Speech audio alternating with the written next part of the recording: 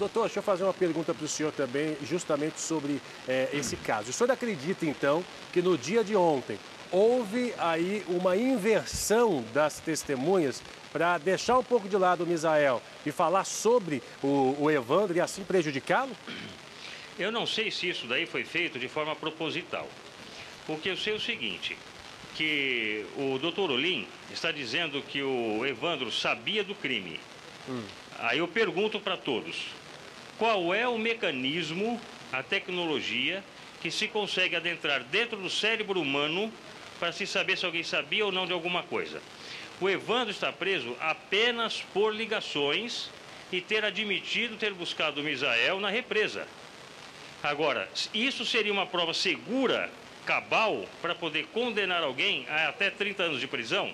Me parece que não. Ainda mais cerceando o direito dele de exercer o contraditório. Então o senhor acredita que o cliente do senhor está sendo prejudicado, sim, e situações virão a partir do mês que vem através do julgamento dele, né? Exatamente, exatamente. Eu não tenho a menor dúvida que houve o prejuízo. Para mim, isso daí já está consumado. Agora, o desembargador, ele não está aqui para sentir o que está acontecendo aqui. Embora esteja sendo transmitido direto, os desembargadores têm muitos processos, não tem tempo para ficar acompanhando aqui. Então eu preciso demonstrar aos desembargadores, que é a 12ª Câmara de Direito Criminal daqui do Tribunal de Justiça de São Paulo, que o prejuízo ocorreu. Aliás, o que está ocorrendo aqui, e pode ocorrer no julgamento do Evandro, é um instituto chamado fruto da árvore envenenada.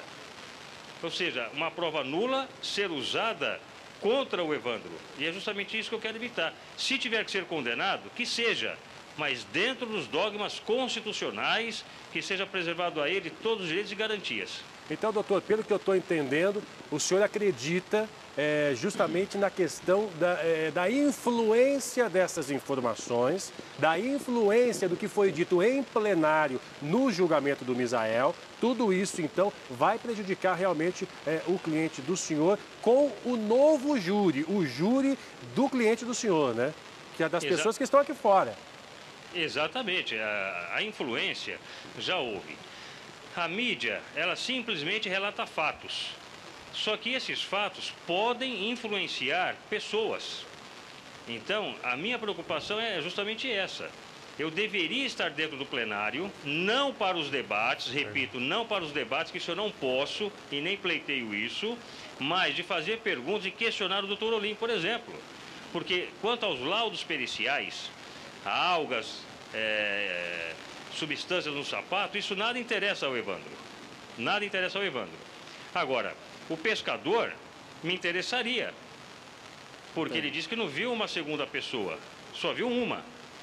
Então eu queria saber, era à noite, se o Evandro foi buscar, se era à noite, o farol do carro deveria estar aceso, ele deveria ter visto.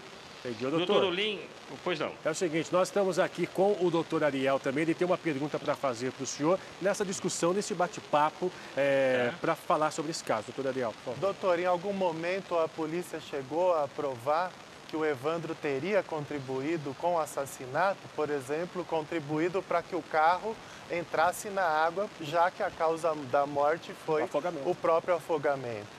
Não, não, não. A acusação contra o Evandro é de ter auxiliado, que ele estivesse sabendo do homicídio e foi buscar o Misael após o homicídio. Esta é a acusação. Então, não há laudos quanto ao sapato ou vestes do Evandro. Não há. O que há, segundo a polícia, são ligações para o Evandro, Misael Evandro, Evandro Altair. Altair é irmão do Misael. Por que o Altair não foi investigado? Eu não estou dizendo que ele é culpado, não é isso. Agora, a investigação ela não pode ser parcial. Sim. O doutor Olim apreendeu uma máquina, um computador num posto de gasolina, isso ele disse ontem aqui, que deveria ter 16 câmeras, imagens de 16 câmeras.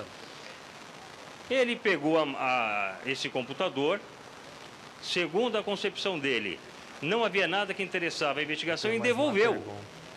Ora, Caberia ele fazer o auto de exibição e apreensão dessa máquina e mandar para a perícia. Pois é. Ô, doutor, é o seguinte, nós estamos acompanhando aqui imagens ao vivo agora, começaram os trabalhos. Eu quero o áudio, por favor, Marquinhos, para a gente ouvir. Essas são as imagens ao vivo lá do Fórum de Guarulhos, na Grande São Paulo. Os trabalhos estão começando agora. Vamos ouvir só um pouquinho.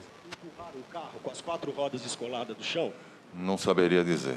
Inclusive, para mim, foi até uma surpresa a pessoa conseguir jogar um carro nessas... Nunca atendi um caso nessa circunstância. O carro foi empurrado de frente ou de costas? Não saberia dizer. Provavelmente de frente. Empurrado com a frente para a represa. Provavelmente. Provavelmente. Você está vendo aí as imagens ao vivo, a testemunha depondo ali. Quando o senhor afirma, perito, dos trabalhos do julgamento que o réu de Misael Bispo precisaria entrar na água para empurrar o carro, o senhor... Doutor Ariel está destacando o seu raciocínio esse que está prestando depoimento é o perito.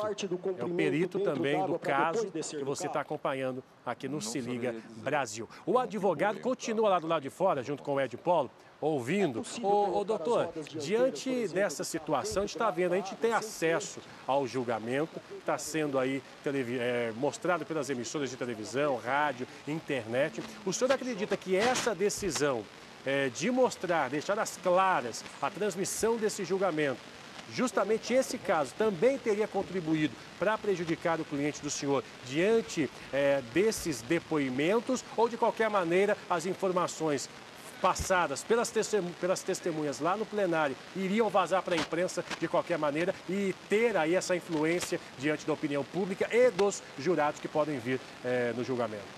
Só para te abastecer, Douglas, antes do doutor responder, quem está prestando o depoimento agora é o doutor Renato Patoli. Ele é perito que fez toda a dinâmica. Inclusive coloca, né, segundo informações desse perito, ele coloca o Evandro também, que teria essa participação na chegada para buscar o Misael. Por isso o depoimento também é acompanhado com detalhes aqui pelo doutor, visto que esse também perito pode acabar também influenciando, segundo o senhor, a questões dos jurados. Com relação ao que o Douglas perguntou, essa exibição, o senhor acha que ela é boa ou má para quem está passando por esse momento difícil? Olha, eu sou totalmente a favor da transmissão.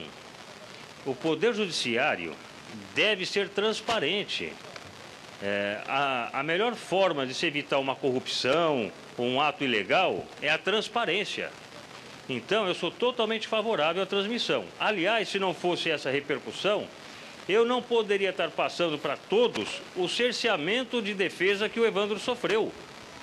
Se fosse somente nos bastidores, eu não teria essa oportunidade.